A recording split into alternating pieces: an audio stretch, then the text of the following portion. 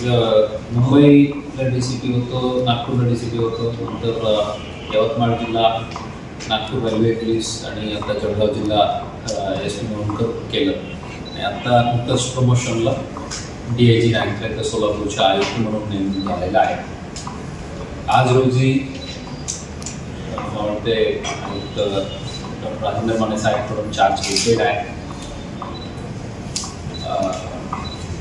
आता माझं टीमकडून जे DCP, JCP आणि जे PSOs जे आहेत त्यांच्याकडून ब्रीफिंग घेणार आहे. मागच्या 10 वर्षाच्या क्राईम पॅटर्न अनालाइज करून ज्या ज्या दृष्टीने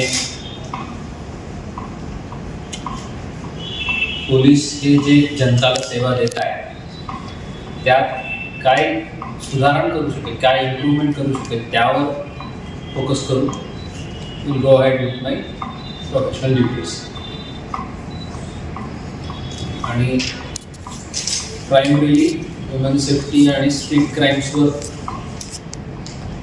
लक्ष राहील, जेणेकरून आम जनता जे आहे ते सेफ फील केलं पाहिजे, तेच प्रायोरिटी आहे. त्यानुसार कारवाई करेल. सो एनी फर्दर क्वेश्चन्स काही जनरल असलं तर विचारा, पर्टिक्युलर इश्यू बदल असलं तर ब्रीफिंग झाल्यानंतर खरं इन्फॉर्मेशन हातात आल्यानंतर मी आपल्यासोबत चर्चा करतो. आणि काही मुद्दा आपल्याला मला कळवायची अशा काही मेसेजेस आलं होतं, आपण काही जण फोनवर संपर्क केलं होतं, ते सगळं नोंद केलेलं आहे. त्यावर टीमसोबत चर्चा करून सध्या स्थिती काय आहे, पुढे काय कारवाई करून इम्प्रूव्ह करायची त्याबद्दल आपण विचार करू. इतर जिल्ह्याच्या प्रमाणे सोलापुरात आपण काय पॅटर्न म्हणजे कशावर फोकस असणार, कशावर भर असणार आहे? म्हणजे ट्रॅफिक काय आता जस्ट मी 2 फोकस एरिया आता सांगितलं होतं. आपल्याला आणखी फोकस एरिया पाहिजे असलं तर हे पहिला करू.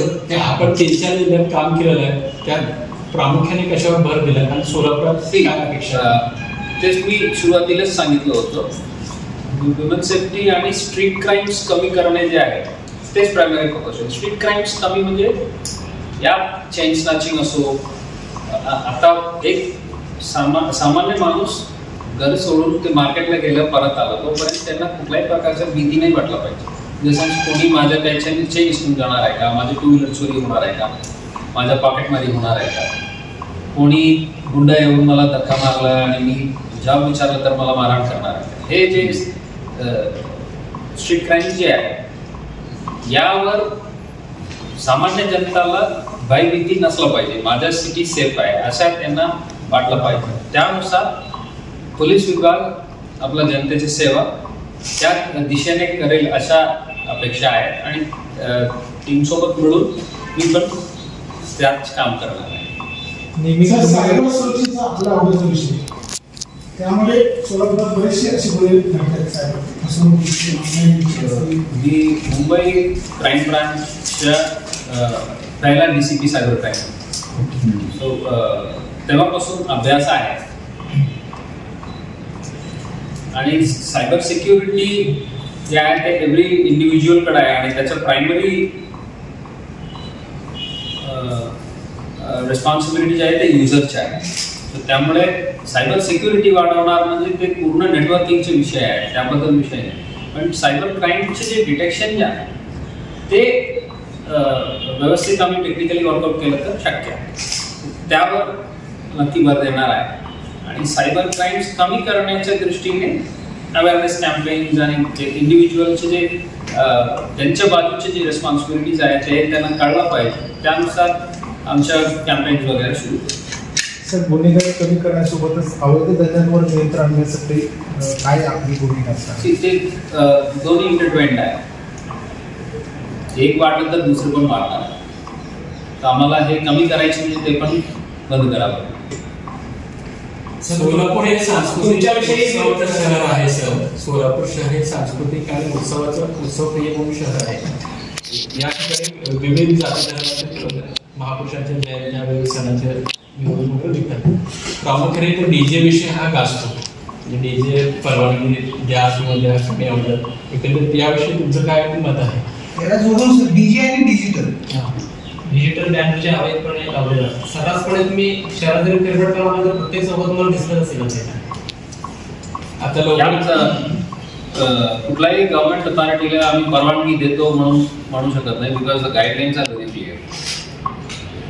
त्यात दुर्लक्ष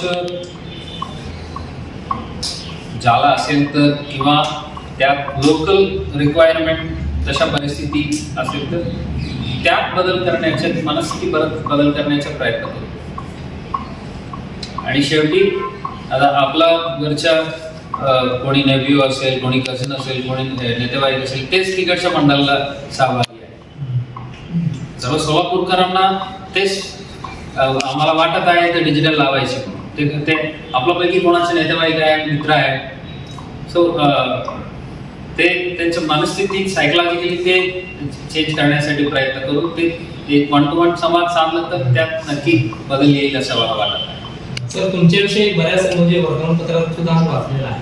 तुम्ही एक युवा अधिकारी आहात. सोलापूर सुद्धा एक कामगारांचं शहर आहे. मात्र या सोलापूर शहरामध्ये जे युवा पिढी आहे, जे अवैध धंदे असेल, मटका, जुगार, अवैध सावकारी असेल, याच्या आहारी मोठ्या प्रमाणात जात आहे. तर या युवा पिढीला वाचवण्यासाठी किंवा त्या गुन्हेगारी प्रवृत्तीपासून दूर करण्यासाठी आपण काय पावले उचलणार? तेच प्रश्न आहेत, तेच उत्तर आहे. ते वेगळं वेगळं वर्षांमध्ये विचारून काय फायदा. Let's go forward. म्हणजे काम दिसेल तुमच्यासाठी असं तेव्हा अशा पंचलाईन वगैरे मी म्हटलं नाही, दोन्ही म्हटलेलं आहे. डीजे विषयी आवाज मर्यादा आहे याच्याविषयी आपण नक्की जे डेसिबल लिमिट जे दिलेलं आहे त्यावर आमचं लक्ष राहील. आणि ज्या दिवशी मिरवणूक आहे ते एक दिवशीच्या गोष्ट नाहीये. जे कोणी व्यावसायिक आहे त्यांना वारंवार वाहन रोडवर आणायलाच लावेल. ते एक दिवशी मी आवाज वाढवणार आणि त्या दिवशीपासून माझं जे काही बिझनेस आहे ते संपला असा विषय नाही. त्यांना वारंवार आमच्यासोबत संवाद साधावाच लागेल, जनतेला जबाब द्यावाच लागेल. So things will be on record. Documentation व्यवस्थित झालं तर सर्व प्रश्नाच्या उत्तर आणि जबाब मिळेल असा आतापर्यंत माझा अनुभव आहे. त्याच पॅटर्नला इथं पण काम करतो. विशेष करून डॉक्टर बाबासाहेब आंबेडकर मिरवणूक आणि छत्रपती शिवाजी महाराज मिरवणूक यांना जास्त तुम्ही आवाजाची परवानगी यांना जास्त देता आणि इतर जे महापुरुष आहेत, इतर जे सण आहेत यांना तुम्ही आवाजावर कमी परवानगी देता असं काही संघटना पक्षांचा आरोप आहे. आणि बरेचसे निवेदन हे सीपीना दिलेले आहे. This is just one part of policing. त्यावर एवढं आम्ही 90% वेळ जे सामान्य जनताचे जे काही मालमत्ताचं थ्रेट आहे किंवा त्यांच्या जीवाला जे धोका आहे त्यावर आम्ही जास्ती फोकस करायला पाहिजे. ज्यांच्या जे उत्साहीने साजरा करणाऱ्या विषयाबद्दल एवढं आम्ही 90% टाइम आणि एफर्ट फोकस केलं तर जनताच्या सुरक्षाला कोण फोकस करणार? Will focus on security of life and property of public. आणि हे जे गोष्ट आपण म्हणतात ते आम्ही दुर्लक्ष करणार. त्यामध्ये जे काही नियम आहेत ते पालन व्हायला पाहिजे. ट्रॅफिकचा एक विषय फार गंभीर आहे सगळ्यात. ज्या प्रमाणात रस्ते मोठे व्हायला पाहिजे किंवा वाहनं वाढले पण आहे तसं नसतं. पोलीस आहेत पण ते शहरात नसतात, शहराच्या बाहेर उभारलेले असतात. याच्यावर एक फोकस केलं तर बरं. चेक करतो मी. मला वाटलं सोलापूर शहर म्हणजे शहराच आहे पण म्हणतात शहराच्या बाहेर चेक.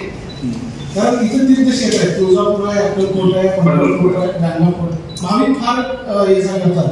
आणि आपले पोलीस शहरात वाहतुकीचं नियंत्रण करण्यापेक्षा बाहेरची गाडी आम्हाला जास्त ज्युरिस्डिक्शनच्या बाहेर म्हणतात.